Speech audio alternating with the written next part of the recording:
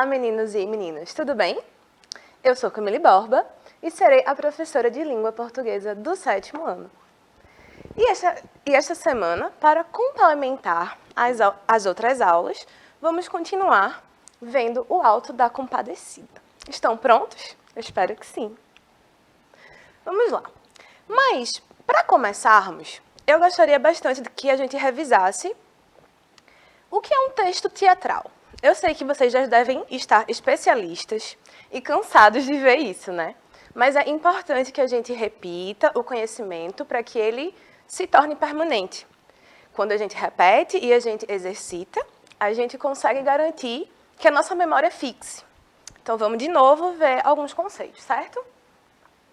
O texto teatral é um texto literário, normalmente constituído de diálogos e personagens, e destinado, em sua origem, a ser encenado e não somente lido. Então, a gente precisa lembrar que o texto teatral, ele não é somente lido, ele foi escrito para ser interpretado, para ser encenado. Então, a gente vai precisar de quê? De atores, de um palco. Claro que vocês podem consumir os textos teatrais somente como leitura, inclusive recomendo. Vamos lá. A intencionalidade do autor pode ser modalizadora, lúdica ou didática. Mas o que isso quer dizer? Eu acho que vocês já viram isso antes, né? Mas vamos repetir novamente. Quando eu digo modalizadora, eu quero dizer que a intenção é que o leitor e o público consiga distinguir entre o bem e o mal, para mostrar que o bem sempre vence o mal. Então, a gente tem uma intenção de moldar a ideia, a recepção que o leitor faz. Quando ela é lúdica, é de entretenimento, de diversão, de lazer. E quando é didática, a intenção é de justamente transmitir um ensinamento. O texto teatral também tem uma semelhança com o texto narrativo. E por quê, Camille? Porque ambos apresentam fatos, personagens, tempo e ação. E aí são gêneros textuais semelhantes, porque vão contar algo e tem esses elementos. A linguagem do texto teatral, ela vai variar de acordo com a época em que ele foi escrito, com a época que o autor quer retratar e com o nível social e cultural das personagens. Então, sempre que a gente for ler um texto teatral, a gente nós devemos nos atentar à linguagem. E o que o autor quis trazer com essa linguagem? Claro que se hoje nós, contemporâneos, lemos Shakespeare, claro que nós vamos estranhar algumas construções. Ou se a gente pega algum teatro grego. Por quê?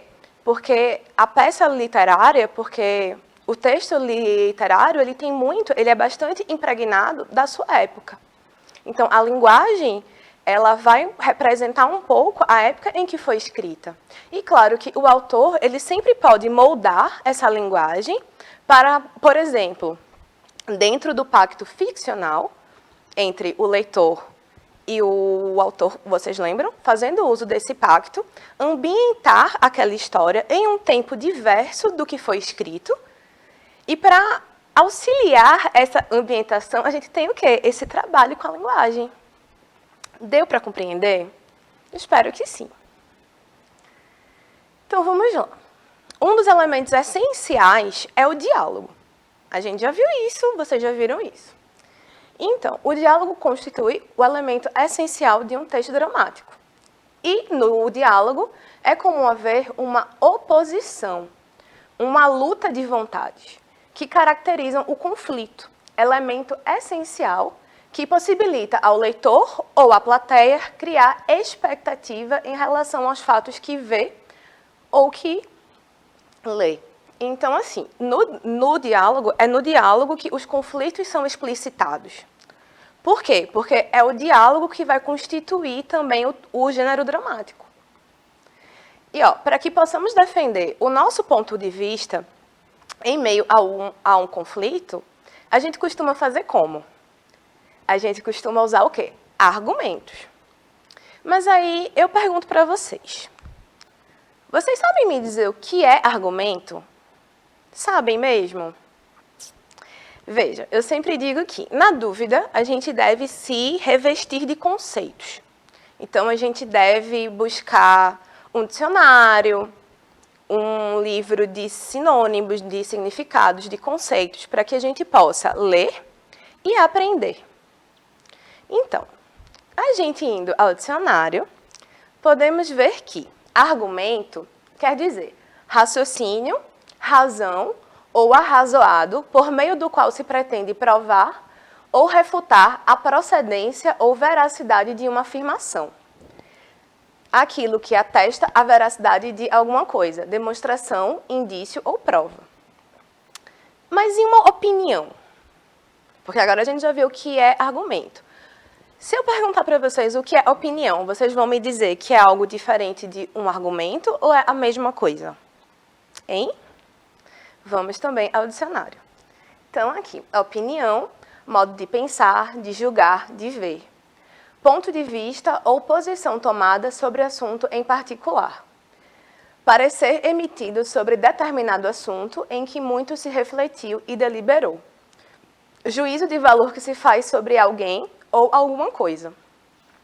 Ideia ou hipótese sem fundamento, aquilo que se presume sem certeza. Presunção.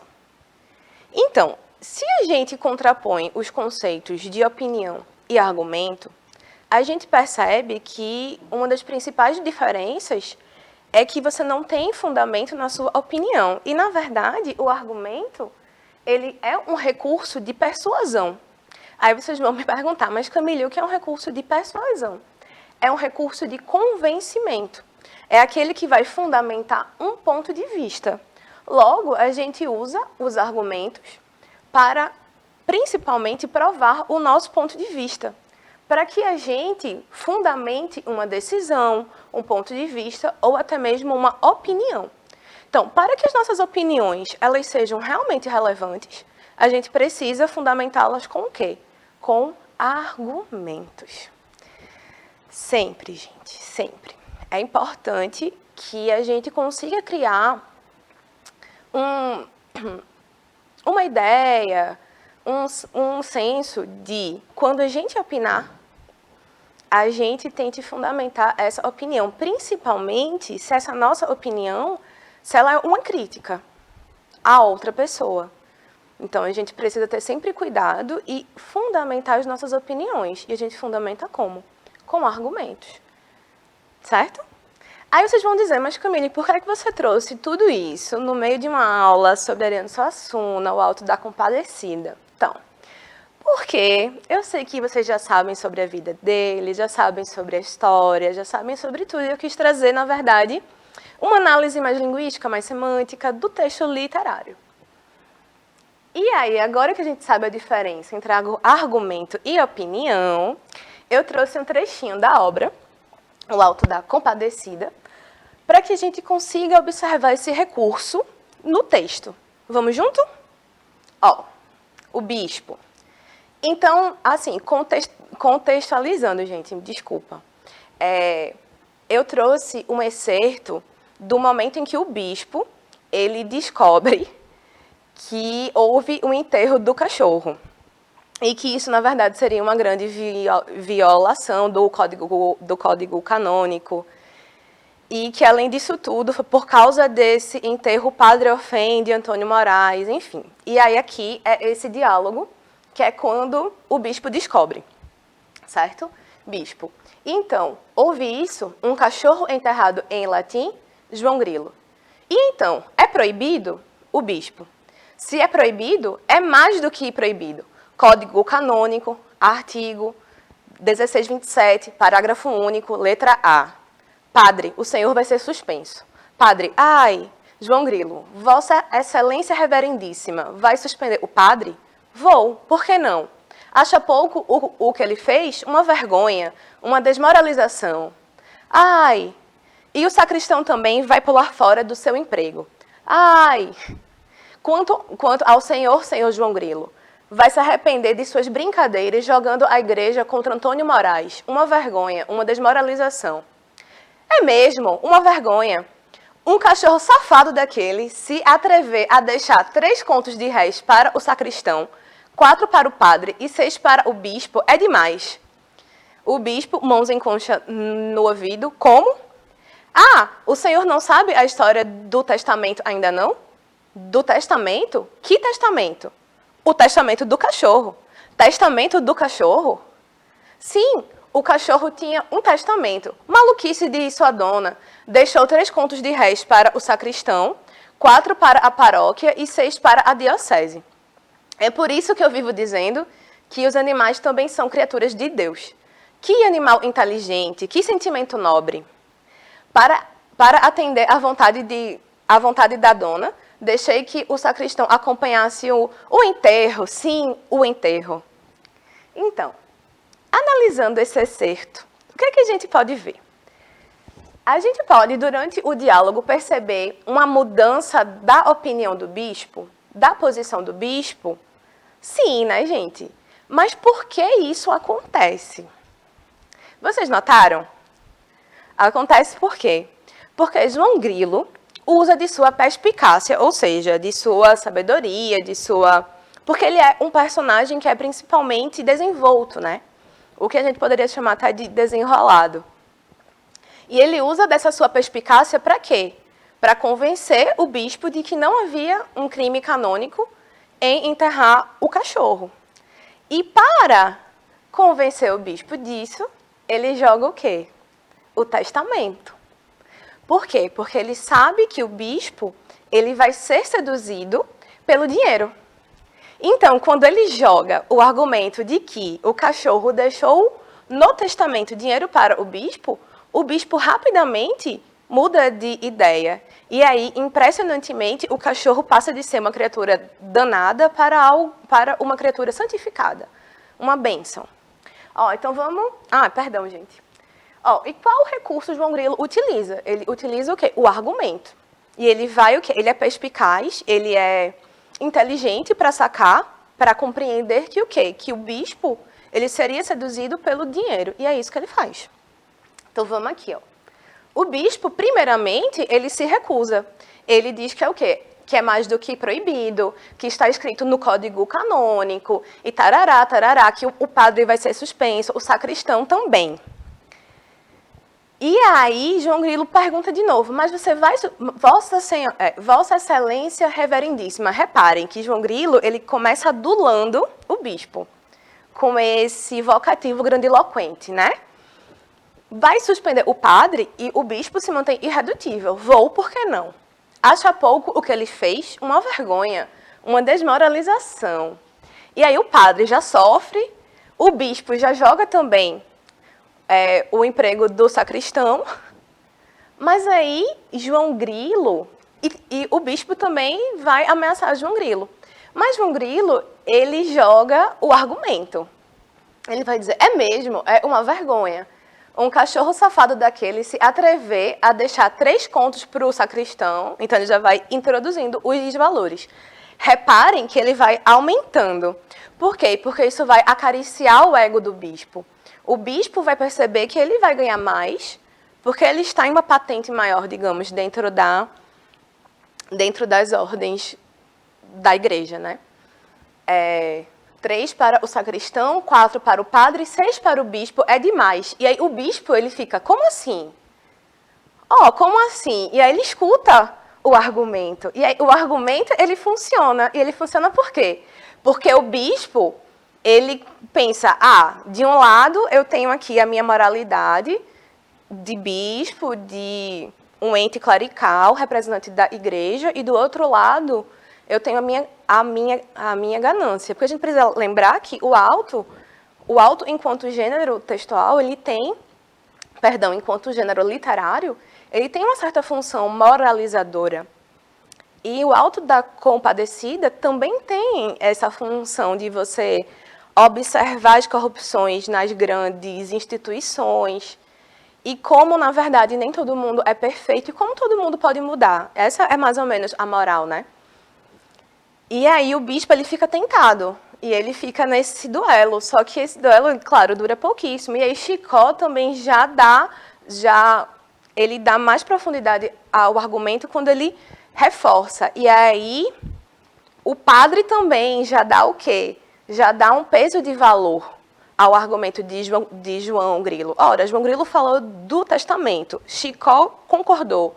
O padre também diz, ó, que o cachorro tinha um testamento, maluquice de sua dona, deixou 3 contos, e ele vai tendo essa repetição das informações. Então faz com que o argumento de João Grilo pareça plenamente verídico, pareça realmente possível. E aí o bispo, instantaneamente, quando ele compreende isso, ele muda de posição. Ele muda de opinião. Por quê? Porque ele foi convencido pelos argumentos de João Grilo. E ele diz, é por isso que eu vivo dizendo que os animais também são criaturas de Deus. Que animal inteligente, que sentimento nobre. Então, vejam, ele muda radicalmente de posição. E ele muda por quê? Porque João Grilo foi convincente. E João Grilo foi convincente por quê? Porque ele usou argumentos. E reparem que João Grilo, ao longo da obra, ele utiliza seus argumentos, e aí ele é um personagem completamente persuasivo, mas ele utiliza seus argumentos porque ele conhece o seu interlocutor. Ele conhece o que é que vai tentar o bispo, o que é que vai tentar o padre. E aí ele é bastante inteligente em criar uma narrativa própria, usando, digamos, as fraquezas dos outros, para manipular a situação. E ele faz isso tudo com a linguagem. Por isso que é essencial, meninos e meninas, que vocês se empenhem no estudo da linguagem, que vocês se empenhem nos estudos de gramática, de gêneros textuais, que invistam na leitura, que invistam na escrita. Por quê? Porque a linguagem ela pode ser essa ferramenta. Não só uma ferramenta de comunicação, mas uma ferramenta que pode ser útil para que vocês construam suas próprias narrativas. Assim, não estou dizendo, gente, para vocês fazerem como João Grilo, hein? Passando a perna, não. Estou dizendo para que vocês se apropriem desses recursos, para que vocês contem suas próprias histórias de maneira mais atraente. E aí vocês consigam, né, sobreviver assim como ele faz. Então, mas aí eu digo, bom, João Grilo, ele é esperto em selecionar os argumentos que mais funcionariam para o seu interlocutor. E ele também faz um uso maravilhoso da linguagem. Ele consegue usar a linguagem de maneira mais manipulativa para conseguir os seus interesses. E como é que ele faz isso? Por quê? Porque ele vai fazer uso também da função da linguagem, da função apelativa da linguagem. Aí vocês, mas Camille, o que é a função da linguagem? A função da linguagem é, na verdade, um sistema de Jacobson. E aí, na verdade, é quando a gente observa a função de acordo com o emissor, o receptor, a mensagem. Onde está o foco da linguagem. Se o foco da linguagem está no emissor, a função é uma. Se está no interlocutor, a função é outra. Se está na mensagem, a função é outra. Então, quando eu trago uma função apelativa, a ênfase da comunicação é no interlocutor, visando o quê? Convencê-lo a fazer ou deixar de fazer algo, que é justamente o que João Grilo faz. Ele vai usar essa função, ele vai colocar a ênfase da comunicação toda em quem? No interlocutor. E aí ele vai usar essa função apelativa, seduzindo o interlocutor para que ele faça o que João Grilo quer. Então, ó, por exemplo, que nem esse cachorrinho pedindo com os olhos pidões um carinho do humano. Mas reparem como ele faz isso. Ele faz uso do imperativo, que é aquele modo verbal da ordem, do comando, do pedido. Então, faça, coma, beba, leia, estude. São verbos no imperativo. O enunciado concentra-se em quem receberá a mensagem, ou seja, você vai focar todos os recursos coesivos e narrativos, apelativos, da linguagem no emissor. No no interlocutor, perdão. E é bastante comum no discurso publicitário, quando a gente pensa nas propagandas e elas dizem, compre, beba, venda. Alguns exemplos aqui, ó. Compre nossos maravilhosos salgadinhos, são deliciosos. Conheça as nossas casas já mobiliadas. Mude de vida. Inscreva-se em nosso seminário de mudanças de vida. Então, a gente repara o quê? No uso do imperativo. Certo? E aí, na verdade, agora eu trouxe, outro trecho, que é um trecho que é bastante famoso e bastante icônico, que é justamente o do julgamento de João Grilo, do padeiro, da mulher do padeiro, do bispo, do padre, enfim, todos lá no inferno, né? E aí eu pergunto, será que João Grilo é tão bom argumentador assim? Porque, veja, ele passa a obra inteira conseguindo o que quer, mas ele realmente argumenta tão bem assim? Ó, eu vou começar a ler daqui. Encorado. O que me diverte nisso tudo é ver esse amarelo tremendo de medo. Coragem, João Grilo, uma pessoa como você tremendo? Não sou eu, é meu corpo, mas a cabeça está trabalhando. Está mesmo, João? Está nosso Senhor. E se a tremedeira parasse, eu era capaz de me defender. Então, veja, aqui ele já introduz a sua fala argumentadora. Pois pode parar, Manuel diz, né? João Grilo parando e respirando. Que alívio, já estava ficando cansado. O que é isso? Aí, Manuel, é besteira do demônio, nananã, esse sujeito é meu espírita e tem mania de fazer mágica. Eu logo vi que isso só podia ser confusão desse catimbozeiro. E aqui, João Grilo, na verdade, ele tem uma fala bastante preconceituosa, que a gente precisa até tomar cuidado para não reproduzir, certo? E agora, o que é que você diz em sua defesa? Sei que você é astuto, mas não pode negar o fato do que foi acusado. Aí, João Grilo, o senhor vai me desculpar, mas eu não fui acusado de coisa alguma. E, de fato, até esse momento da trama, ele, de fato, não havia sido acusado de nada. E ele é perspicaz de perceber isso, né? Essa esperteza. Manuel diz, não, foi mesmo não. Começou com uma confusão tão grande que eu me esqueci de acusá-lo. Vou começar. E João Grilo, você não vai começar coisa nenhuma, porque a hora de acusar já passou. Reparem que ele se empodera do discurso para dizer que não. Então, veja, é um tribunal, as acusações já passaram. Mas ele não é a grande autoridade, né, do momento. E aí, Manuel diz, deixe de chicana, João. Você pensa que isso aqui é palácio da justiça? Pode acusar. Agora você me paga, Amarelo. O sacristão, o padre e o bispo fizeram um enterro do cachorro, mas a história foi tramada por ele. E vendeu um gato à mulher do padeiro, dizendo que ele botava dinheiro. Então, como é que João Grilo vai sair desta emboscada aqui, desta acusação? Porque são acusações reais. A grande questão é que ele não está sendo injustiçado. As acusações são de fato verídicas. Mas aí ele vai argumentar de por que ele fez isso. Então, mentira, nosso Senhor. Verdade, João Grilo? É verdade, mas do jeito que eles me pagavam, o jeito era eu me virar. Além disso, eu estava com pena do gato, tão abandonado, e queria que ele passasse bem. Então, veja, aqui ele vai justificar e ele vai argumentar, ele vai dizer, então, eu posso ter feito isso e pode ter sido errado, mas eu fiz por causa disso, porque eles me pagavam mal, porque eu precisava sobreviver. E são esses argumentos que vão sendo usados para o convencimento. Mulher, e nessa pena levou meus 500 mil réis. Depois foi ele quem matou o Severino e o cabra dele, com uma história de gaita. Padre Cícero e não sei o que mais. Legítima defesa, nosso senhor. De novo aqui, ele rapidamente se defende. Ele argumenta em sua própria defesa, né? Mentira, Manuel. Verdade, demônio. Mas não se esqueça de que a história estava preparada para a mulher do padeiro. Ou seja, a história que ele armou para Severino, na verdade, era para outra pessoa. E isso pesa na sentença, né, de João Grilo.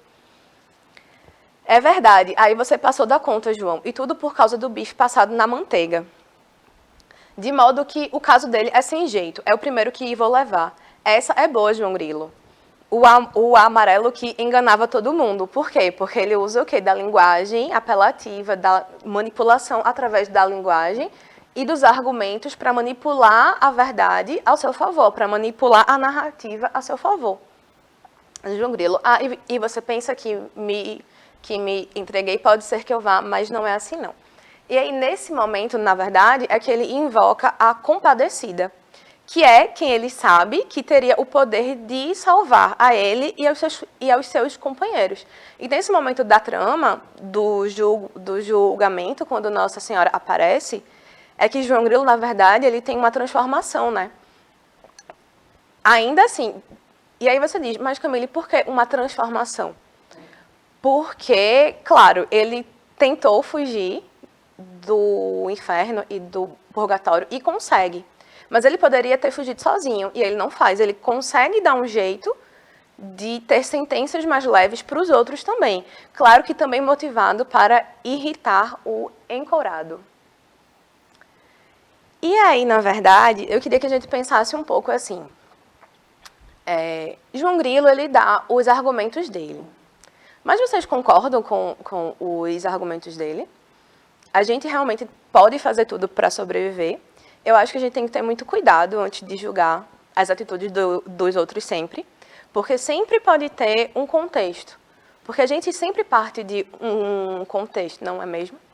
Então, a gente não sabe das histórias de vida de todo mundo. Então, a gente tem que ter muito cuidado com esse julgamento e tem que ter muito cuidado com essas ferramentas, né, de manipulação e tal. E aí, eu queria encerrar, na verdade... para casa, porque eu não esqueci disso. Eu queria que, com base na peça O Alto da Compadecida, que a gente já viu, né, em 3 aulas, eu gostaria que vocês imaginassem que estão em um julgamento, assim como João Grilo. E que vocês escrevessem os seus argumentos de defesa, porque vocês deveriam ter uma segunda chance sobre a Terra, digamos assim, que é o que acontece com ele. Estou curiosa, hein? E para encerrar, eu gostaria de trazer essa frase de Ariano Suassuna, porque não poderia ser outro autor, né, para encerrar essa aula.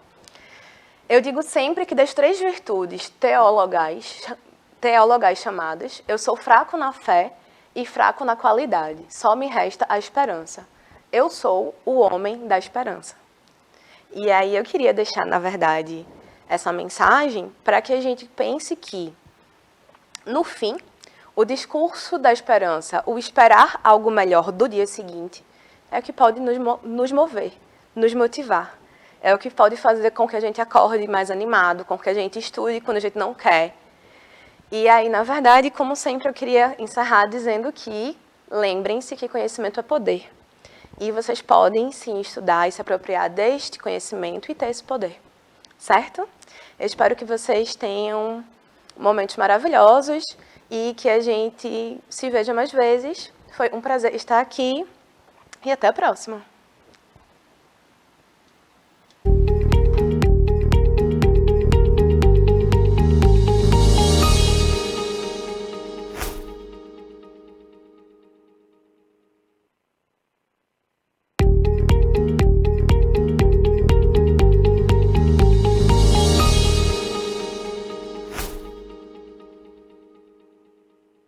Olá, tudo bem com vocês? Estou aqui novamente para falar do Educa Recife, o programa de ensino híbrido da Prefeitura do Recife.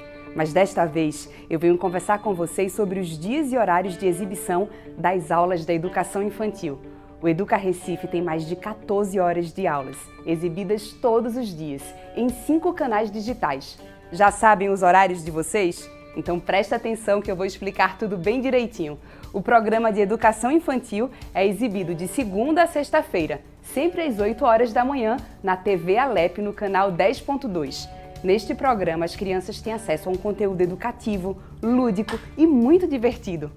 Também tem o Momento do Bebê, onde as famílias das crianças de 0 a 3 anos contam com orientações e dicas de especialistas. Então anotem os canais, os horários das aulas de vocês e se programem. Eu volto em breve com mais novidades do Educa Recife. Até já!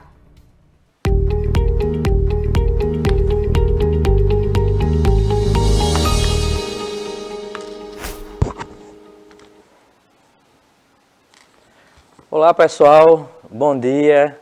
Eu sou o professor Luciano Júnior, professor de História, e hoje nós teremos mais uma aula do Educa Recife para a turma do 7º ano. Nós vamos tentar entender hoje aquilo que a gente costuma chamar de renascimento científico. Então, nós vamos tentar entender o que foi esse movimento, lembrando, né, que na aula passada nós falamos um pouco sobre o renascimento cultural. Então, esse renascimento cultural ele vai contribuir para que haja também um desenvolvimento no campo das ciências. E é isso que nós vamos tratar na aula de hoje. Então, vamos começar. Primeira coisa que eu quero perguntar para vocês é se você já leu algo hoje. Já leu alguma coisa hoje? Uma notícia do jornal? Se você já leu um trecho de um livro? E eu vou explicar mais na frente por que isso. E eu trouxe aqui para vocês, por acaso aqui a gente está lendo esse livro aqui, Como as Democracias Morrem, do Steven Levitsky e do Daniel Ziblatt. E vou começar utilizando um trecho, né, do livro, né, que a gente está lendo, que na realidade esse livro aqui ele vai falar um pouquinho, né, a respeito do risco que algumas democracias modernas elas correm e como alguns líderes com ideias totalitárias, né, eles têm se aproveitado do processo democrático, né, para, ao chegar ao poder, começar uma destruição dessas democracias, se utilizando das estratégias da própria democracia. Então tem um trecho interessante aqui, onde os autores dizem: democracias podem morrer não nas mãos de generais, mas de líderes eleitos, presidentes ou primeiros ministros que subvertem o próprio processo que os levou ao poder. Alguns desses líderes desmantelam a democracia rapidamente, como fez Hitler na sequência do incêndio do Reichstag em 1933 na Alemanha, com mais frequência. Porém, as democracias decaem aos poucos, em etapas que mal chegam a ser visíveis.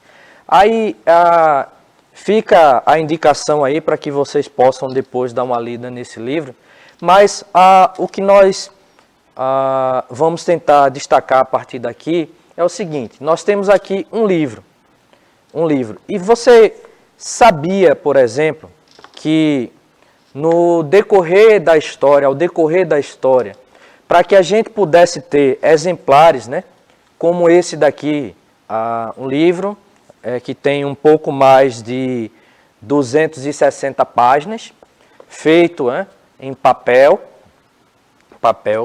para que a ciência ela fosse evoluindo e criando técnicas para a produção, por exemplo, de um livro como esse, foram necessários vários anos, né? Foi necessário um grande processo, né, de desenvolvimento técnico e tecnológico que durou décadas, séculos, né? Então a gente vai tentar, a partir de agora, fazer um resgate a partir da história do livro, né, e da história da imprensa, para que vocês entendam como é que, na prática, esse desenvolvimento científico, a partir do movimento, né, do renascimento cultural, ele chegou a contribuir bastante, né, para que hoje, por exemplo, nós pudéssemos andar com um livrinho desse na bolsa, né, ou com algum outro menorzinho, um outro maior. Então, os vários formatos de livros que nós temos, eles são resultado de um processo tecnológico. Então, vamos tentar entender isso? Então, para a gente entender aqui, a gente vai voltar um pouco na história. Então, eu trouxe aqui algumas imagens que mostram, por exemplo, que lá no Egito Antigo, os egípcios eles já fabricavam o papel. Então, eles fabricavam o papel a partir de uma planta, né, chamada de papiro. E aqui a gente tem todo o processo que era para fabricar uma única folha de papiro.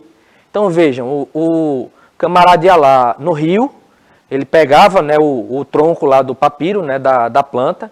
Então, depois ele tirava ali as folhas, pegava aquele caule, né, do papiro, cortava tirinhas e se utilizava, né, do processo aqui de produção, colocando ele sob uma tabuinha, né, de pedra ou de madeira, e ali ele fazia o entrançado, né, colocava as tirinhas estiradas, né, de uma forma, depois de outra, aí molhava, deixava aquilo ali úmido durante um tempo, e depois, com a ajuda, né, de um martelo de madeira, ele ia batendo, né, para que essas tirinhas, nesse processo, elas colassem.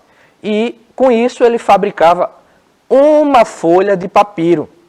Com isso, ele iria fabricar uma folhinha apenas do papiro. Então, dentro dessa perspectiva, o que nós observamos é que o processo de produção de uma folha que seria utilizada para a escrita, ele demorava bastante. Então, hoje, nós temos, né, por meio da indústria, a gente já tem um processo de produção em massa, né, de folhas de papel. Mas naquele período, produzir uma folha de papel apenas era um trabalho extremamente demorado. Então, o que a gente sabe é que o papel já era fabricado na China no século II, né, da era cristã. Então aqui a gente tem, por exemplo, nessa imagem, uma parte do papiro Hind, né, datando de aproximadamente, né, 1650 anos antes de Cristo. E nesse papiro aqui existem alguns problemas matemáticos, né, porque os egípcios, por exemplo, eles se dedicaram bastante, né, a elaboração de cálculos, né? Então, eles criaram cálculos, né, matemáticos bastante avançados para, por exemplo, projetarem, né, monumentos como as pirâmides que hoje a gente vê em alguns filmes e que a gente vê também, né, a gente estuda, né, quando a gente está lá no 6º ano, a gente estuda a civilização egípcia. Então, pois bem, outra questão que nós temos que observar é que acredita-se que a impressão mecânica, né, de texto, ou seja, por meio de máquina, né, em papel, ela começou na China. Aqui no mapa, né, a gente vê o território, né, da China aqui em destaque, né, pegando inclusive já um pouco, né, ali da Península Arábica, mas na Península Arábica nós temos outros territórios. Então aqui nós temos no mapa, né, da Ásia, a China ali no centro.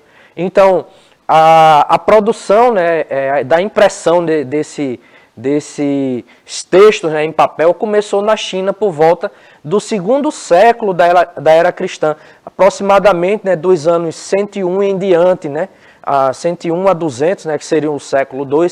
Então, nesse intervalo, né, que vai do ano 101 ao 200, nesse intervalo ali, acredita-se que a China ela já produzia o papel, né, com papel e já produzia textos impressos, né, de forma mecânica. No século XV, essa produção, né, de textos, né, impressos, né, no papel, ela vai se popularizar na Europa com técnicas de tipografia. A gente vai tentar entender um pouquinho sobre isso. Então, aqui, já que a gente falou um pouco sobre a China, vamos abrir um parêntese para trazer aqui algumas contribuições desse país, né, para a nossa sociedade. Você sabia, por exemplo, que foi na China que foi inventada a escova de dentes?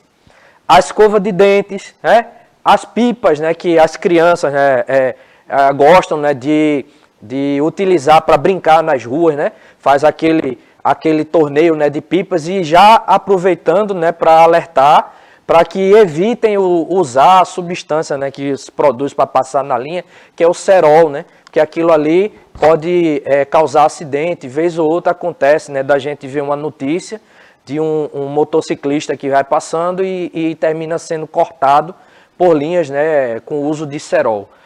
Mas a pipa, né, é uma invenção chinesa. Eles usavam as pipas, por exemplo, para levantava a pipa, né, em uma determinada cor, por exemplo, para avisar que um exército inimigo estava chegando, né, para invadir o território. Então elas tinham várias utilidades, além da utilidade, né, lúdica. Aqui nós temos também o garfo, né? O garfo é uma invenção, né, dos chineses. A cédula, né, de dinheiro, né? Quando você pega lá a sua nota, né, de R$2, R$5, então a cédula, né, impressa, né, de dinheiro, ela foi invenção também dos chineses. E o papel higiênico. Papel higiênico, né, que é um item de higiene, é uma invenção dos chineses, né?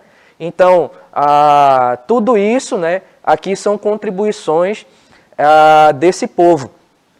Então, aqui nós vemos, durante o período da Idade Média, um chamado monge copista. O que era um monge copista? Vejam, a gente começou a aula dizendo que hoje todo mundo pode ter acesso a um livro produzido em papel, mas a gente falou aqui que esse processo de produção do papel, ele foi um longo processo, né, que vai desde lá a produção do papel no Egito e na China antiga, né, com técnicas que demoravam, né, para produzir a folha, né, do papel, até hoje onde nós temos a indústria que produz milhares de folhas, né, por minuto, né, com o uso de máquinas. E esse papel ele é utilizado para desenho, é utilizado para documentos, né, é utilizado para fabricação de livros, mas durante a Idade Média, como é que se produzia um livro? O livro ele era produzido por meio de uma cópia manual. Muitas vezes não se utilizava o papel, né? Se utilizava um pergaminho feito de couro de animais, né? Então, existia um monge, né? Né, que ficava recluso ali no monastério, e ele era dedicado única e exclusivamente àquela atividade da cópia dos textos. E às vezes, para produzir um único livro, ele passava um ano todo, né, copiando aquele material. Então ele pegava o material originário, né, colocava lá na frente, ó, como a gente vê na imagem aqui. Lá em cima dá para observar um livro, e aqui ele está utilizando um pergaminho e copiando, né, fazendo uso de tintas, né, e copiando esse material que está lá em cima. Então, muitas vezes esse trabalho ele era muito demorado, de forma que a produção dos textos, né, demorando, ela levava um pouco mais de tempo, né, para que esse material pudesse ser socializado, né, com a comunidade, de forma tal também que muitas vezes o conhecimento, né, ficava restrito ali no monastério. Muitas pessoas durante esse período não sabiam nem ler nem escrever, porque não havia um processo, né, de difusão do conhecimento, né, para as pessoas, né, daquela comunidade, que era assim muito facilitado. Então o conhecimento ficava restrito, e inclusive em alguns momentos, né, houve um período de censura a determinados textos, né, porque como a Igreja Católica ela monopolizava o conhecimento naquele período lá na Europa, então o que vai acontecer é que existiam alguns livros que ela considerava, né, que eram inadequados para a leitura da população e recolhia tudo aquilo, deixando lá tudo restrito ao monastério, né? Então, além dessa questão do domínio do conhecimento, a própria produção do livro ela demorava, né? Aqui nós já vemos, né, um período posterior, onde nós temos uma imagem que vai mostrar o Johann Gutenberg, né, em sua oficina de impressão na Alemanha, no século XV. Né? Então, aqui nós já temos aquilo que seria o protótipo, né, da máquina, né, de impressão. Né? Então, é imprensa de tipos móveis. E a gente vai explicar um pouquinho como é que funcionava isso. Você já, em algum momento na sua vida, você já teve a oportunidade de pegar um carimbo, né? Um carimbo, você chega na escola, aí você vai pedir uma declaração à gestora da sua escola para poder levar aquilo ali para emitir, por exemplo, um cartão, né, de vale transporte ou emitir uma carteira de estudante. Então ela vai pegar ali, ela faz o documento, digita o documento lá no computador, imprime ele em uma folha de papel, depois ela pega o carimbo dela, dá-lhe a carimbada lá, assina e ele entrega. Então, essa imprensa, né, de tipos móveis, ela era mais ou menos, ela utilizava mais ou menos, né, essa lógica do carimbo. Vamos ver aqui, antes de mostrar a máquina, né? Eu vou adiantar aqui para mostrar. Esse aqui era o protótipo, né, da máquina de impressão inventada por Gutenberg. Então, estão vendo aqui essa imagem do lado, onde nós temos várias letrinhas, né? Isso é o que a gente chama de tipos móveis. Então, ele fazia o molde, né, com essas letrinhas, prendia o molde, né, na parte ali de baixo, né, da máquina. E não sei se dá para perceber, mas na máquina tem uma manivela lá em cima que ele ia pegar aquilo ali e iria descer o tipo, né, que já estava melado ali com a tinta, e embaixo, né, ficava a folha. Então ele dava aquele carimbo, né? Então o que a gente chama de imprensa, né, de tipos móveis era exatamente essa máquina, né, como se fosse uma grande máquina de carimbo. Então isso vai ser importante porque na medida em que essa produção, né, de textos, né, por meio da imprensa de tipos móveis, ela avança, isso faz com que a produção de livros, né, e a socialização de outros textos ela aumente. Vale lembrar aqui, por exemplo, e aqui a gente volta para explicar, que durante o movimento, né, da Reforma Protestante, né, quando Martim Lutero ele emite, né, suas 95 teses, né, sobre a venda de indulgências, e ele prega aquilo ali nas portas, né, da Catedral de Wittenberg, dando início ao movimento reformista, né, na Alemanha, a partir de 1517, o que nós vamos observar é que a imprensa inventada por Gutenberg ela vai servir mais na frente para a produção de Bíblias. E aqui a gente tem um exemplo, né, de uma das Bíblias de Gutenberg, né, recebe esse nome porque foi uma das primeiras Bíblias, né, a serem produzidas com utilização dessa máquina, né, de impressa. Então, essa foi impressa em pergaminho, com 42 linhas, né, e uma coluna, né, por página. Né? Então, na realidade, nesse exemplo aqui, a gente tem um texto, né, quando ele fala uma coluna, a gente vai ver duas colunas ali na página, mas uma coluna, né, de tipos, né, móveis ali. Então, ele colocava o molde, né, ali, aquele molde ele tinha uma única coluna, mas tinha, né, no formato da impressão, o resultado seriam essas duas colunas, né, distanciadas aí entre si, com texto. Né? Então, essa Bíblia, né, ela foi escrita, impressa, né, por volta de 1455, ou um pouquinho antes, em latim vulgar. Né? As cores foram adicionadas manualmente, né, após a impressão. Essas cores diferenciadas, né? Então, eu imprimia tudo no preto e a cor diferenciada que está lá em cima, né, marcando as páginas. E, por exemplo, aqui na paragrafação, elas foram acrescentadas manualmente.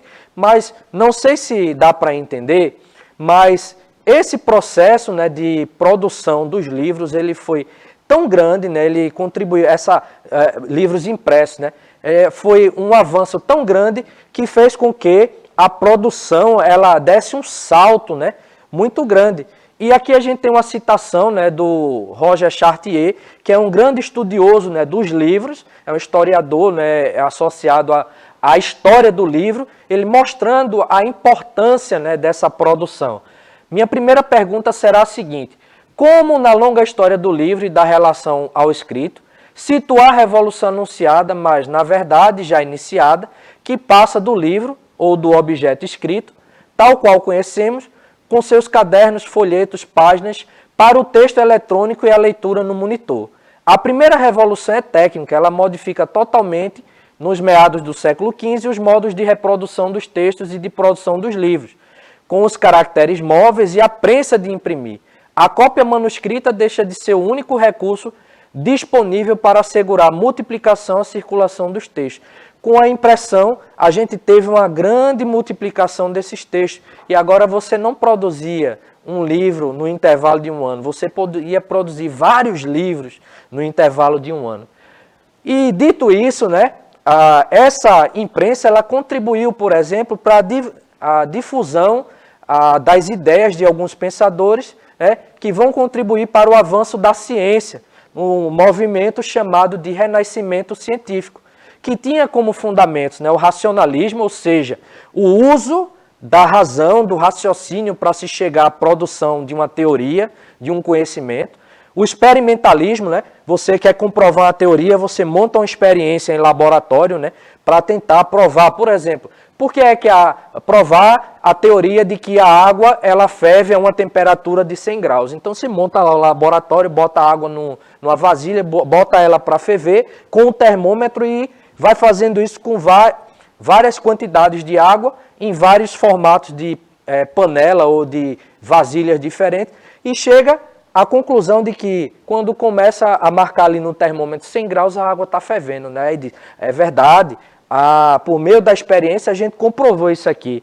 O empirismo, né, que é aquela ideia de que você parte, né, daquilo que existe material para chegar à produção de uma teoria, né? Então, o exemplo da água, né? Você faz parte do material, a experiência ali, para comprovar a sua teoria. E o cientificismo, que seria o conjunto disso daí, né? A valorização da ciência, ok? Como forma de obtenção do conhecimento. Dito isso, nós temos alguns pensadores que foram muito importantes nesse período, como Nicolau Copérnico. O Nicolau Copérnico ele desenvolveu a chamada teoria heliocêntrica, ou seja, a teoria de que o Sol, a Terra, na realidade, e os outros planetas, né, giravam ao redor do Sol. Porque existia antes, né, uma teoria chamada de geocêntrica, que mostrava o contrário, que a Terra ela estaria no lugar do Sol ali, que tudo girava ao redor da Terra. Então Copérnico vai dizer, não, esse negócio aí está errado. Isso aí é besteira, né? Está errado. Então a gente vai mostrar aqui que o Sol, ele está ali, é a Terra que gira ao redor do Sol e não o contrário, né? E ele mostrou, por exemplo, né, que as estrelas elas mudam de posição. Por quê? Porque devido ao próprio movimento da Terra, a gente vai ver, né, uma estrela que está em um local, ela em outro momento vai estar em outro. Então ele vai desenvolver uma teoria que vai mostrar isso daí. Definiu as estações do ano e comprovou, né, os movimentos da Terra, da Lua e dos planetas. Lógico que quando ele traz essa teoria que contesta, né, a chamada teoria geocêntrica, ele vai ser perseguido, né, pela instituição que tinha o maior poder, né, político naquele momento, que era a Igreja, e vai ter, né, que se isolar em alguns momentos, né, para não ser processado pela Inquisição e morrer queimado, né?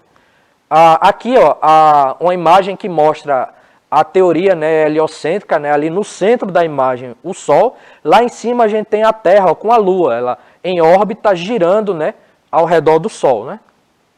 Galileu Galilei foi um outro, né, pensador, defendia a teoria, né, que foi produzida pelo Copérnico, de que o Sol era o centro do nosso sistema solar e não a Terra.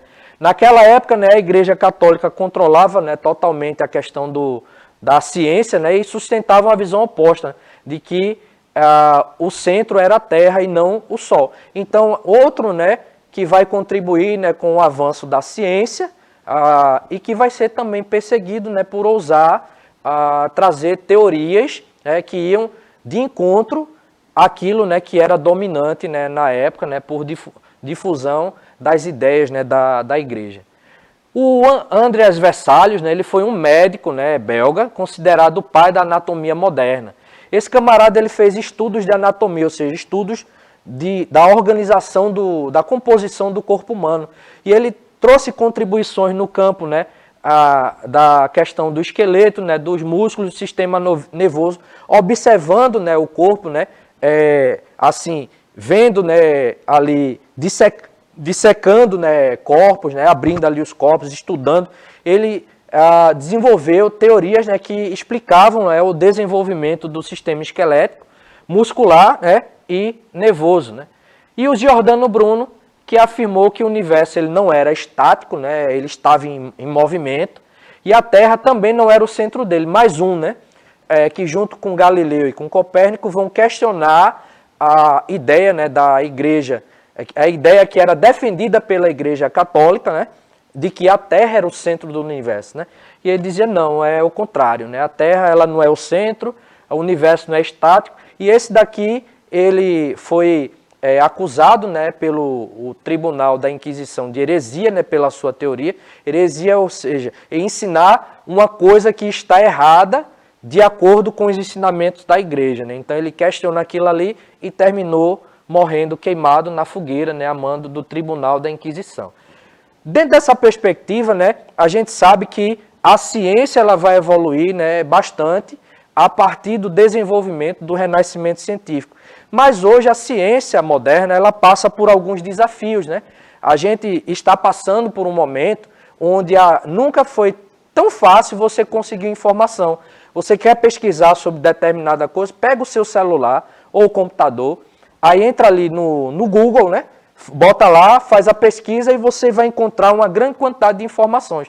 Só que isso gera problemas, porque na medida que a internet, por exemplo, ela facilita, né, o acesso, ela também facilita a difusão de ideias falsas. E um dos problemas que a ciência vem enfrentando é exatamente a questão da desinformação, com as chamadas fake news. Então, você vai ter ali, né, alguém difunde uma ideia, né, falsa, e aquilo ali em momento, né, viraliza, né, na internet e passa a ser considerado como se fosse verdade, né? Aí você, antes de passar qualquer informação que chega para você, procure fazer a checagem, né, dos fatos, né? Porque fake news, né, desinformação não é fato, né? Você difundindo essas ideias, você presta um desserviço, né, à informação da população e não um serviço. Então, a questão da anticiência, por exemplo, então se divulgam teorias mentirosas, né, ou teorias que desinformam como se fossem verdade, né? Aí a gente colocou aqui o exemplo, né, da questão da Terra plana, né? Que em pleno século XXI ainda tem gente que defende a ideia de que a gente mora em um planeta que é plano, né? E não naquela forma, né, geóide, né, que a gente costuma estudar nas aulas de ciência, né, e de geografia. Mas existe uma grande quantidade de gente, né, que acredita que a Terra é plana. Inclusive, outro dia, eu estava lendo, né, na internet, teve um grupo aí que resolveu fazer um cruzeiro, né, para encontrar a borda, né, da Terra plana. E o resultado foi que esse pessoal entrou no barco, começou a navegar e de uma hora para outra se perderam, porque não conseguiu encontrar, mas não ia conseguir, né, porque o formato, né, da Terra não é plano, né? Então, mas tem gente que acredita nessas besteiras, né? E infelizmente divulga isso como se fosse verdade, né? Eu particularmente, quando vejo essas coisas, me divirto bastante, né? Ó, a bestalhada ali, ó, me divirto bastante, mas tudo bem. Então isso gera uma questão, né, que a gente chama de anticiência, ou seja, a gente, né, que hoje a gente está na pandemia, a gente está na pandemia e a gente sabe, né, por meio de estudos da ciência, que para se combater vírus somente campanha de vacinação. Existe gente hoje divulgando informação falsa a respeito das vacinas. Tem gente divulgando ideia, por exemplo, de que a vacina, né, que vai ser inoculada, né, no seu braço, ela tem ali microchips, né, para que o governo ele possa lá estar fiscalizando tudo que você faz, né? Isso é a teoria da conspiração meio que absurda, né? Então, a recomendação chegou a informação para você, procure checar os fatos, porque somente fazendo a checagem é que você vai perceber, né, que aquela notícia é ou não é falsa, né? É ou não é verdadeira. Por fim, fica como atividade, né, com a ajuda do seu professor na sua escola, pesquise e escreva no seu caderno alguma notícia que tenha sido considerada falsa. Pesquisa aí uma fake news. E depois você vai pesquisar uma notícia que desmente aquela fake news. Faz esse exercício aí com o teu professor, com a tua professora. E no mais, é isso. Aproveita aqui para deixar um abraço para o professor Jairo, da escola Rodolfo Aureliano, colega de trabalho. E eu, no mais, me despeço aqui de vocês, espero que tenham gostado da aula. Aproveito para dizer também o seguinte, essa aula será veiculada depois no canal do YouTube do Educa Recife, então vai lá, faz o pacote completo, né? O gostinha, certo? Dá aquela curtida, segue lá o canal, porque todas as aulas vão ficar lá e você vai poder rever todas essas aulas no momento que você quiser, depois como forma de revisão. É isso, gente. Tchau, tchau e até a nossa próxima aula.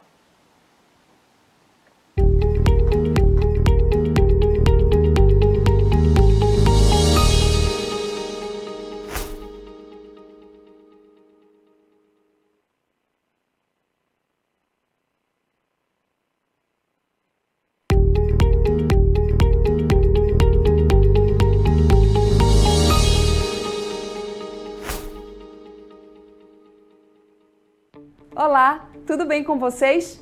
Estou aqui novamente para falar do Educa Recife, o programa de ensino híbrido da Prefeitura do Recife. Mas desta vez eu venho conversar com vocês sobre os dias e horários de exibição das aulas para os anos iniciais. O canal 22.2 da TV Nova é dedicado às aulas do primeiro, segundo e terceiro ano do ensino fundamental, anos iniciais. Atenção para os horários das aulas. As aulas do primeiro ano começam às 7h30 da manhã e seguem até às 8h30. Já os estudantes do segundo ano precisam estar a postos a partir das 8h30 da manhã. As aulas seguem até às 9h30. O terceiro ano começa às 9h30 da manhã e segue até às 10h30. E não esqueçam, as aulas são de segunda a sexta, tá? Já os estudantes do quarto e quinto ano do ensino fundamental, anos iniciais, irão sintonizar a TV Nova no canal 22.3. As aulas do quarto ano são exibidas de segunda a sexta-feira, das 7h30 às 9h da manhã. Para os estudantes do quinto ano, as aulas começam às 9h da manhã e seguem até às 10h30. Então anotem tudo direitinho, os canais, os horários das aulas de vocês e se programem. Eu volto em breve com mais novidades do Educa Recife. Até já!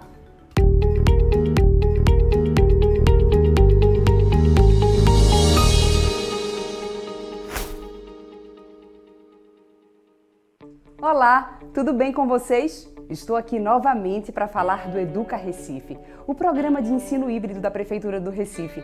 Mas desta vez eu venho conversar com vocês sobre os dias e horários de exibição das aulas dos anos finais do ensino fundamental. Então presta atenção que eu vou explicar tudo bem direitinho. Na TV Nova serão exibidas as aulas do sexto ao nono ano. As aulas do sexto ano serão exibidas de 7h30 às 9h da manhã. Já o sétimo ano do ensino fundamental, anos finais, das 9h às 10h30 da manhã. E do oitavo ano do ensino fundamental, anos finais, das 10h30 ao meio-dia. Atenção!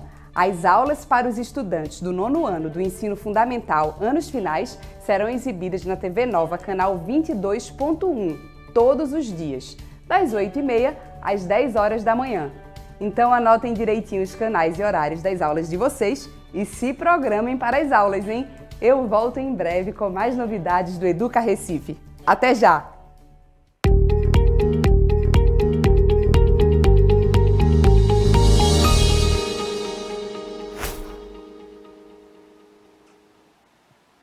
Bom dia, pessoal, alunos e alunas da rede, professores, amigos, sejam bem-vindos à nossa aula de matemática de hoje. Quem me acompanha hoje na tradução das Libras é o Bruno. Seja bem-vindo, Bruno. A gente vai ter o nosso formato de aula, pessoal, digital, né? Então, a gente tem a possibilidade de assistir essa aula em vários meios de comunicação, através da TV, do celular ou do computador. Nesse momento, a aula está sendo ao vivo, você está me assistindo em casa, mas a gente vai colocar essas aulas lá no YouTube, então você consegue rever as aulas a qualquer momento, tá bom? A gente vai ter uma comunicação em breve através do aplicativo, mas ainda não está disponível. Por enquanto, a gente vai se comunicar pelos comentários do YouTube e de acordo com os comentários com o seu professor. Esses comentários podem chegar para a gente e a gente rever um conteúdo de acordo com o que vocês precisam, tá certo?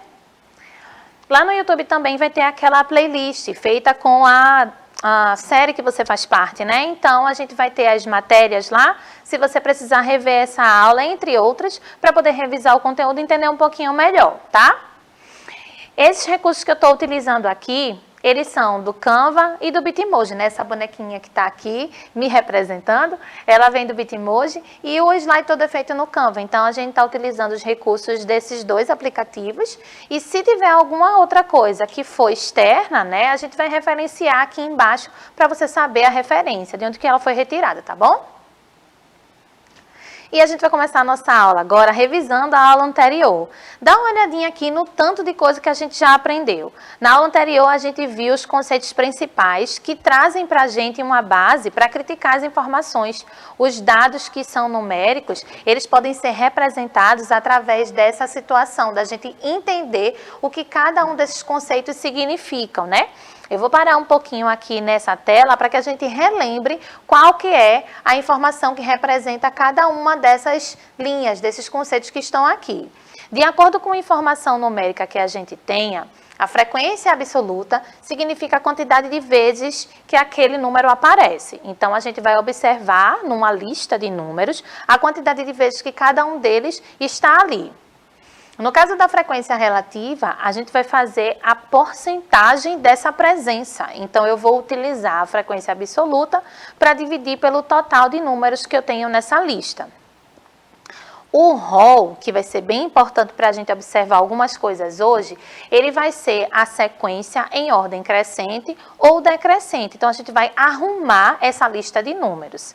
Lembrando que o rol pode ser feito nos dois sentidos, mas é mais interessante que ele seja feito na ordem crescente, para que a gente tenha uma percepção melhor daquele conjunto, né? De que maneira aquele conjunto está se comportando, tá certo? A amplitude, ela vai ser a diferença, ela vai ser a subtração entre o maior e o menor número daquele conjunto. Se você tiver dúvida, você pode rever a aula anterior e depois ver essa aula logo em seguida, porque os conceitos ficam bem fresquinhos na sua mente, tá certo? A moda, a gente vai observar o número que mais se repete ali. Então, daquela lista, a gente vai verificar se tem um número que se destaca pelo número de repetições. Esse número que aparece muitas vezes vai ser a nossa moda, tá certo? E a mediana, a gente viu duas situações. Se eu tiver um conjunto com números, uma quantidade ímpar de números, exemplo 3, a posição central vai ser esse termo daqui. Então, a gente vai ter esse número representando a nossa mediana. Mas se eu tiver 4 números, por exemplo, então eu tenho 2 e 2, a posição do meio não existe nessa ideia. Mas para cálculo da mediana, a gente vai pegar esses 2 números do meio e vai somar e dividir por 2. E aí a gente acha o valor que representa a mediana desse conjunto, tá?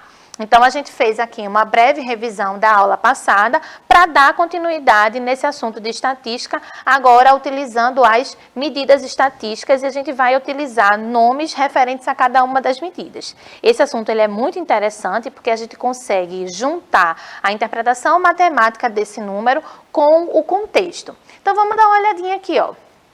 Eu trouxe um contexto que é a previsão do clima. Na ideia da previsão do clima, a primeira coisa que a gente já percebe é que é previsão. Ele não diz, olha, vai fazer essa temperatura. Ele não diz uma coisa exata. O que isso faz com que a gente já comece a perceber através dessa leitura? A previsão é dada de acordo com estudos que foram feitos antes e a percepção de como aquela temperatura, aquele ambiente, aquele clima está se comportando. É feita uma previsão baseada em informações que aconteceram antes. E daí vai se juntando. A previsão foi ou não foi atendida? E aí esse estudo vai continuando. O problema da previsão é quando ela é totalmente diferente. Mas a gente tem que entender que quando a gente está mexendo com o clima, por exemplo, o clima não é uma coisa objetiva, como uma quantidade de pessoas, como a quantidade de elementos que você tem, lápis, enfim, como uma idade, por exemplo, né? Ele depende de fatores externos. Então, quando a gente depende disso, a gente pode imaginar, pode prever que uma coisa vai acontecer, mas dependendo de uma surpresa, de uma coisa que vem de maneira externa, pode influenciar nisso que eu previ, tá, gente? Então, quando a gente está trabalhando com essa noção de estatística, que é aplicável em todas as áreas do conhecimento, eu preciso entender se aquele estudo está sendo feito com uma coisa que é direta, objetiva, que eu consigo, de fato, calcular aquilo ali, ou se eu consigo, de acordo com o histórico, dar uma ideia do que vai acontecer e fazer uma previsão daquilo. Daí eu confronto se aconteceu ou não.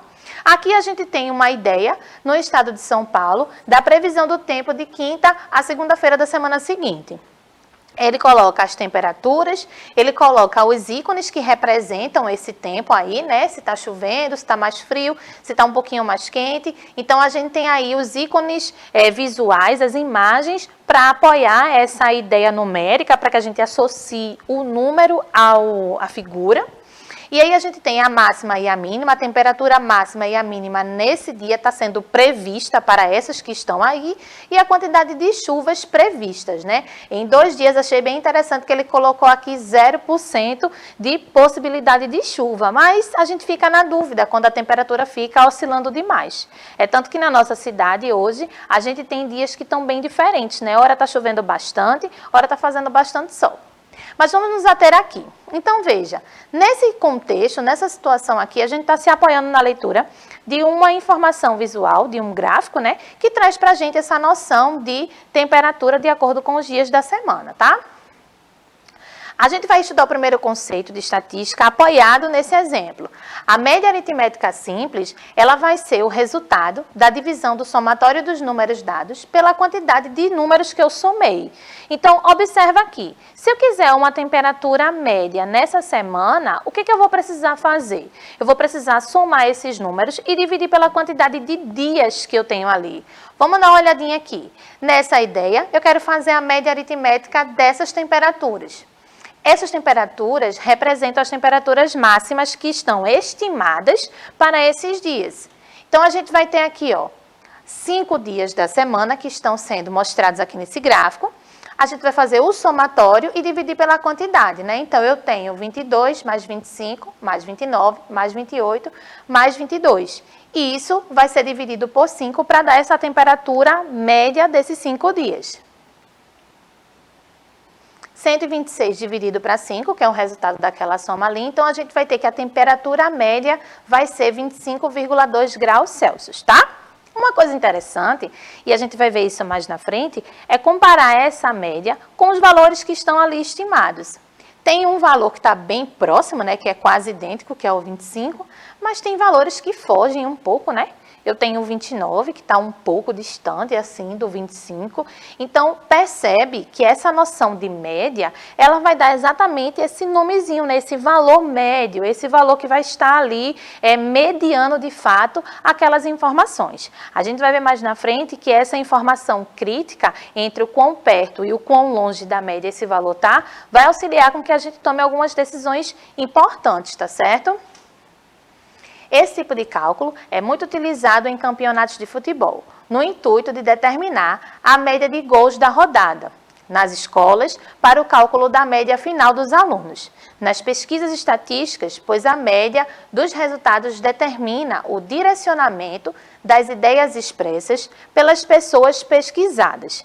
Então, veja, dentre as situações, inúmeras situações, que eu posso aplicar a média aritmética, a gente tem essas que eu falei aqui. Eu acho que a média da escola vocês fazem com frequência, né, gente? A gente, professor, faz o tempo inteiro, porque a gente precisa dar um rendimento médio entre as suas performances na escola, tá? Mas aqui no finalzinho ele também traz a ideia de mostrar, de acordo com uma série de informações que foram coletadas numa pesquisa, qual é a quantidade média de pessoas ou qual é a quantidade média de aceitação de determinada situação. A pesquisa ela traz para a gente um número que dá para ser tratado e dá para ser interpretado de várias maneiras. Vamos ver aqui mais na frente.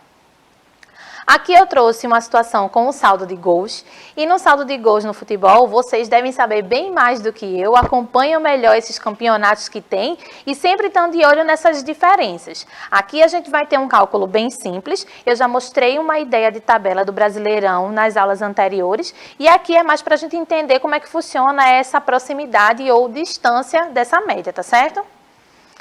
Nesse caso aqui, ó, eu tenho o saldo de gols desse time, né, composto por 4 pessoas, e aí do primeiro ao quarto aluno a gente tem um saldo de gol bem diversificado, né? 5, 1, 7 e 7. Então, a quantidade de gols que eles fizeram.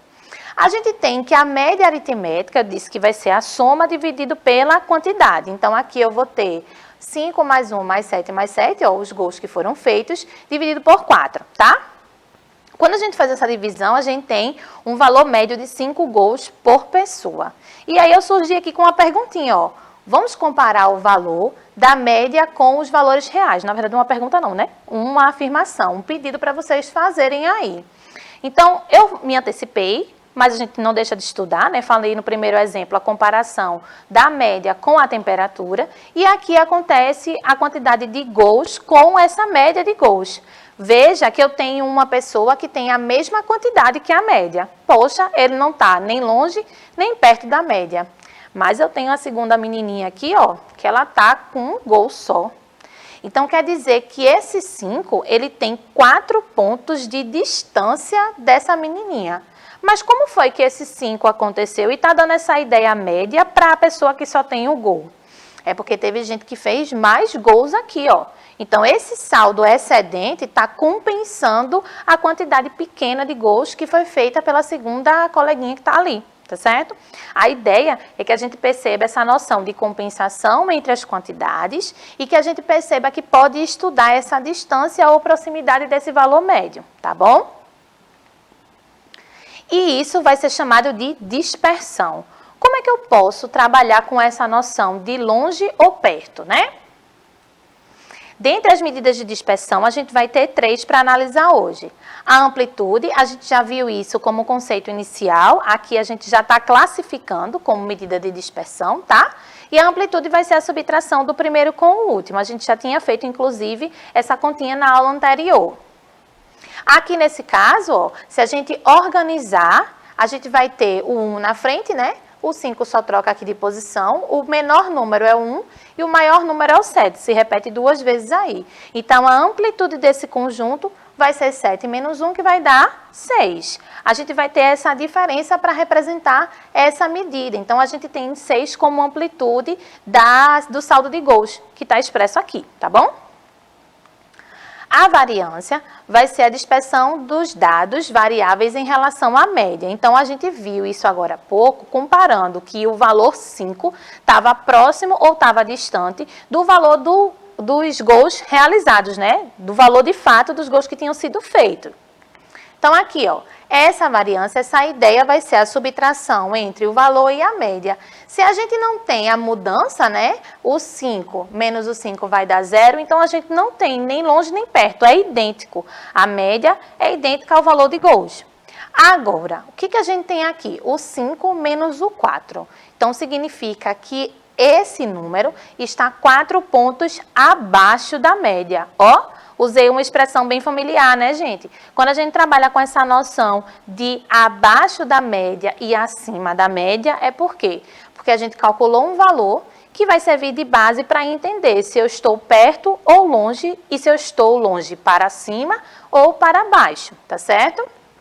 Aqui os outros valores são idênticos, né? 7 e 7. Então, quando a gente pega o valor e subtrai da média, eu tenho 2 pontos. Esses 2 pontos estão positivos, então eles estão acima da média, tá? O desvio padrão é uma técnica que a gente vai estudar mais na frente, mas aqui eu trouxe para vocês a definição. Ela vai ser a raiz quadrada da variância, indica a distância média entre a variável e a média aritmética da amostra. Uma coisa que eu trouxe aqui para a gente poder entender essa noção de compensação é o conceito de regularidade. Vamos analisar 2 situações aqui, ó. Eu tenho 2 estudantes e eu acho que vocês vão se ver muito nesse exemplo.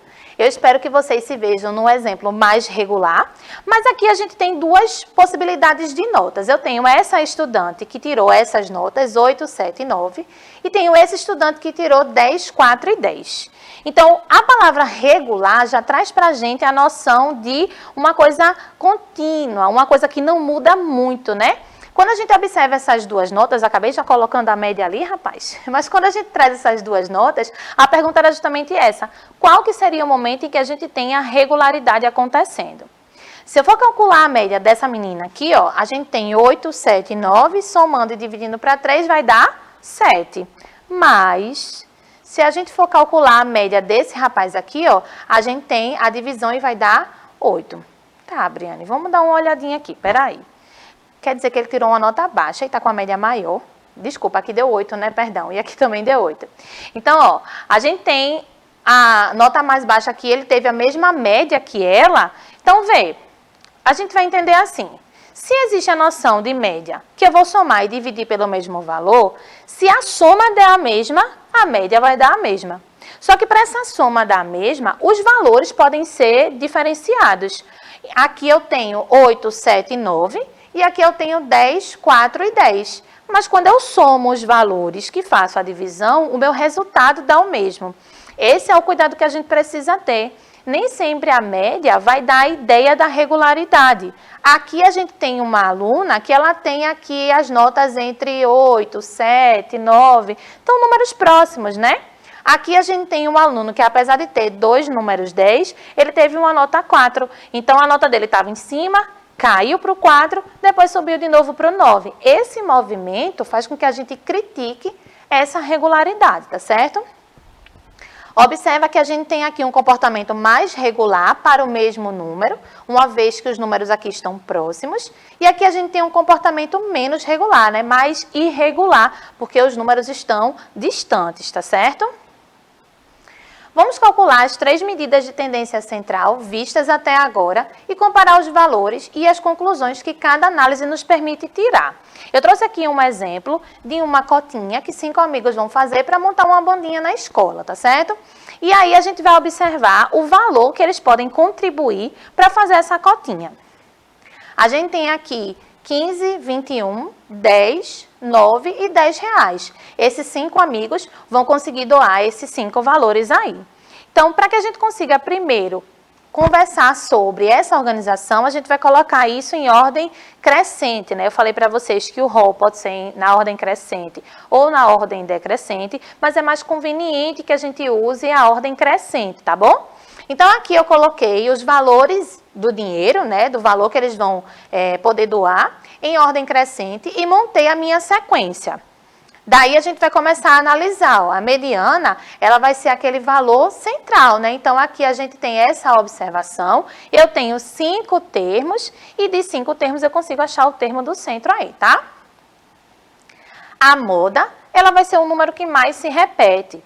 Nessa sequência de números, a gente tem o 9 aparecendo uma vez, a gente tem o 10 aparecendo 2 vezes e a gente tem o 15 e o 21 aparecendo também uma vez. Se a moda é o que mais se repete, o 10 se repete mais vezes, na verdade é o único que se repete nesse conjunto aí, né?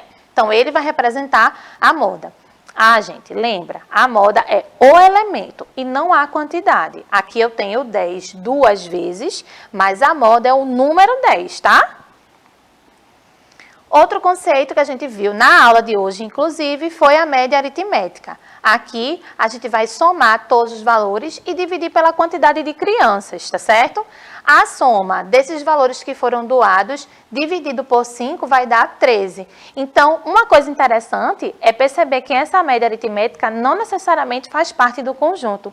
A gente viu agora há pouco que eu posso comparar a média com o valor do elemento. Então, olha aqui. Eu tenho 13, mas o 13 não está em nenhum dos conjuntos. Só que eu posso começar a comparar isso de acordo com o valor que foi doado. Ó, essa pessoa aqui doou R$9, ela está doando um valor que está abaixo da média, né? O 9 é um número menor do que o 13. Essa pessoa que doou R$21, ela doou um valor que está acima da média. Então, a gente consegue comparar, de acordo com o valor médio, quem doou mais ou menos e quem doou mais perto ou mais distante dessa média aritmética, tá certo? E aqui a gente consegue compor as 3 informações. Aqui eu tenho a média aritmética valendo 13, a mediana valendo 10 e a moda valendo 10. Temos 2 coincidências aí, né? A primeira coincidência é que a média e a moda deram o mesmo valor e não necessariamente isso vai acontecer, tá, gente? Os conceitos são diferentes. E a média aritmética, ela não está dentro do conjunto, mas poderia. Se a gente tivesse uma média que tivesse ali dentro do conjunto, eu tenho um elemento idêntico a esse valor e isso acaba sendo uma coincidência também. Mas aí, nesse caso, a gente não tem essa informação, então dá para diferenciar um pouco melhor. Aqui nesse caso, você precisa prestar atenção no conceito que é idêntico a essa informação para fazer o cálculo certinho, tá bom? Bom, gente, a gente viu nessas aulas a ideia da estatística, a gente viu o quão presente ela está no nosso dia a dia e o quão você precisa ser crítico na leitura das informações. Além disso, a gente viu as aplicações dessas medidas estatísticas em situações da nossa vida, né? A gente aplica nas notas, a gente aplica na previsão do tempo, a gente aplica em vários contextos. Dentro da leitura dos gráficos, a gente pode perceber a junção entre os elementos visuais, as imagens, que compõem, junto com a leitura do número, a informação para que a gente consiga ter a interpretação certinha em relação àquela leitura daquele gráfico, tá certo? E é isso, pessoal. A gente vai se ver na próxima aula. Eu espero que vocês tenham um ótimo final de semana. A aula não se encerra por aqui. Você tem contato com o seu professor, tire as dúvidas com ele e mande lá os comentários para a gente no YouTube. A gente vai se ver logo mais e pode trazer para cá as dúvidas que você sinalizar lá nos comentários, tá bom? A gente se vê logo mais. Até breve. Tchau, tchau.